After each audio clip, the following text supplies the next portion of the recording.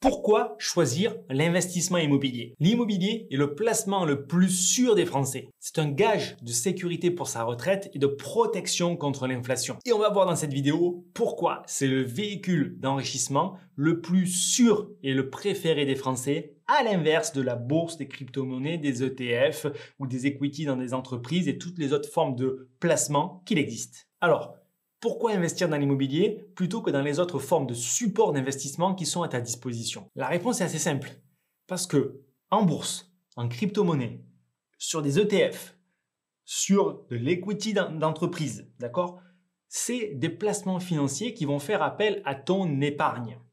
Potentiellement, tu peux choisir des SCPI et faire appel à un crédit bancaire. Mais souvent, c'est des programmes qui vont te coûter pas mal de droits d'entrée déjà et il va falloir attendre un certain pourcentage de rémunération associé à un degré de risque que tu vas prendre. Il va falloir donc placer 10 000, 20 000, 30 000, 50 000 euros, 100 000 euros si tu les as à 4, 5, 6% de rentabilité et attendre de longues années pour percevoir des dividendes. Ces dividendes seront imposés. Alors, pour investir dans l'immobilier, il va d'abord te falloir avoir des revenus stables. Et c'est là un peu le chat qui se mord la queue, c'est que pour investir dans l'immobilier de façon à être libre et indépendant financièrement, mon conseil, la première étape, c'est trouve-toi un bon CDI de façon à avoir accès à l'effet de levier bancaire. Ok ? Pas de sous-location parce que du coup, tu ne construis pas ton patrimoine solide. Trouve-toi un CDI, même chez McDonald's, même à mi-temps, mais de façon à avoir accès à ce crédit bancaire. Ensuite, tu vas devoir emmagasiner quelques compétences parce que c'est pas en utilisant les stratégies d'investissement de monsieur et madame tout le monde, type acheter un appartement, mettre un locataire dedans ou faire un EHPAD, des programmes clés en main qui sont vendus pour des résidences étudiantes. Voilà, c'est pas ou de la défiscalisation, Pinel ou autre qui vont te, encore une fois, permettre de compléter tes revenus à très court terme. Il va falloir aller sur l'ancien. L'ancien, c'est une place de marché. On achète, on rénove, on revend, on loue. Mais il faut apprendre à faire ses bonnes affaires. Il faut apprendre à maîtriser la fiscalité. Il faut apprendre à créer de la rentabilité. Il faut apprendre à faire des travaux. Et pourquoi tu dois faire des travaux? Et quel type de travaux tu dois faire? Pour toutes ces questions, je te suggère déjà de t'abonner à cette chaîne et de façon à regarder les vidéos qu'on publie, ne manquer aucune des nouveautés parce que ça bouge en permanence, que ce soit sur les travaux, les subventions, le financement et la fiscalité. Si tu veux apprendre à créer de la rentabilité, de l'argent avec l'immobilier, il faut que tu emmagasines ces compétences et ces informations de façon à développer ton expérience sur le sujet. Tu verras notamment que l'immobilier te permettra d'avoir accès à l'effet de levier du crédit. L'exemple le plus frappant, c'est par exemple, ces 10 000 euros que tu aurais pu investir sur des ETF, sur de la crypto-monnaie ou sur des fonds en euros, voilà, sur des pourcentages de rentabilité plus ou moins risqués, plus ou moins élevés. Ben, tu vas les mettre en apport d'un projet qui va faire peut-être 100 000 euros. Donc, tu vas placer 10 000 euros à X% de rentabilité, la rentabilité de l'investissement immobilier pour un capital emprunté de 90 000 euros, un projet à 100 000 euros, d'accord? Cet investissement-là, selon le mode d'exploitation que tu vas choisir, on va pouvoir mettre entre 5 et 15-20% de rentabilité. Ça veut dire que tes 10 000 euros vont être placés à 20% de rentabilité. Et en plus, tu as 90 000 euros qui, eux aussi, travaillent à 10, 15 ou 20% de rentabilité selon le mode d'exploitation que tu auras choisi. Premier avantage, l'effet de levier. Deuxième avantage, le zéro impôt. Selon le mode d'exploitation, selon la fiscalité que tu vas choisir, tu ne paieras pas d'impôt pendant de longues années sur les revenus locatifs qui seront générés par cet investissement-là. Voire même, tu peux arriver à baisser ton impôt sur tes revenus globaux de salariés, d'entrepreneurs, de fonctionnaires. Tu peux même arriver à investir sans capital de départ. C'est-à-dire que je te donne un exemple où tu mets 10% d'apport,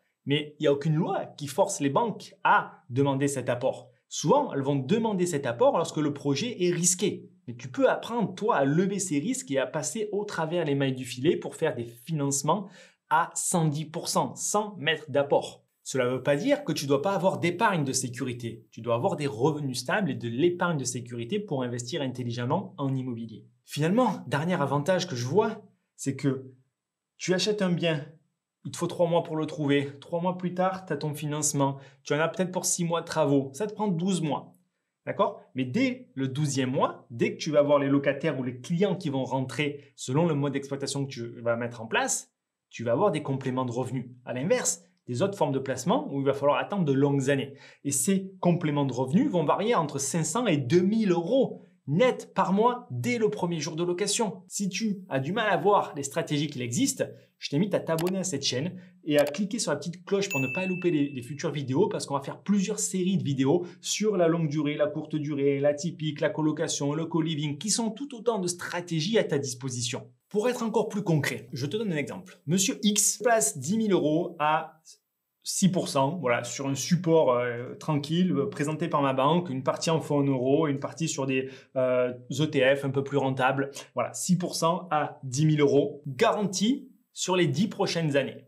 Je prends pas de risque, ok, je cherche un petit peu de rentabilité. Les intérêts cumulés de ces 6% là, donc, vont me permettre de générer 18 000 euros sur la période. Ces mêmes 10 000 euros, je vais les apporter dans un crédit bancaire d'un coût total de 200 000 euros pour un projet dont la rentabilité va être supérieure à 10%. Non seulement ça va générer 1 000 euros de bénéfices nets par mois, c'est-à-dire qu'une fois que j'aurai payé les impôts, les charges et le crédit, dans ma poche, il restera 1 000 euros net par mois pendant 10 ans. Mais en plus, j'ai du capital qui se rembourse tout seul. Et lorsque je déciderai de revendre, je vais récupérer ce capital et de la plus-value parce que je revendrai plus cher que ce que ça m'a réellement coûté. Donc 1 000 euros sur 12 mois pendant 10 ans. Donc sur la même période de 10 ans, soit je place 10 000 euros à 6% et je génère 18 000 euros, soit j'investis dans l'immobilier, ça me génère 1 000 euros par mois pendant 12 mois, sur 10 ans, 120 000 euros et j'ai toujours le bien à revendre. À mon sens, il faut faire les choses dans l'ordre. D'abord, on crée de la richesse. On s'enrichit grâce à l'immobilier, grâce à l'effet de levier, grâce au zéro fiscalité, grâce au mode d'exploitation à haute rentabilité, grâce à l'amortissement des travaux. Ensuite, lorsque du coup on va revendre, on va pouvoir arbitrer.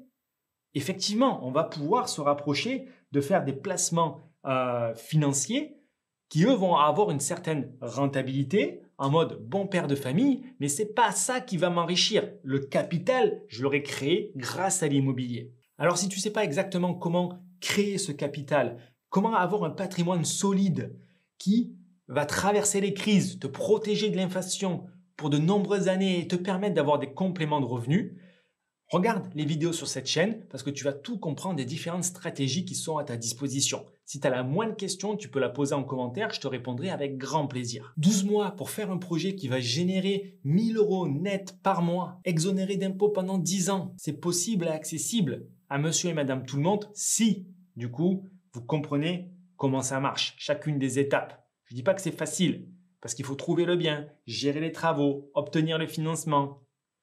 Mais ça marche. On pourra vous accompagner à chacune des étapes de ce processus. Surtout, fais attention aux travaux. Ne sous-estime pas ces budgets-là. Fais attention au type de bien que tu vas choisir. Et tu dois absolument tout comprendre de la fiscalité parce que la moindre erreur va se payer cher pendant de longues années. On est sur un paquebot, on ne pourra pas changer de destination assez facilement. Si tu as la moindre question, n'hésite pas. Encore une fois, c'était Julien Malingo. Je suis ravi de t'avoir fait cette vidéo et on se retrouve très vite pour la prochaine. Ciao, ciao!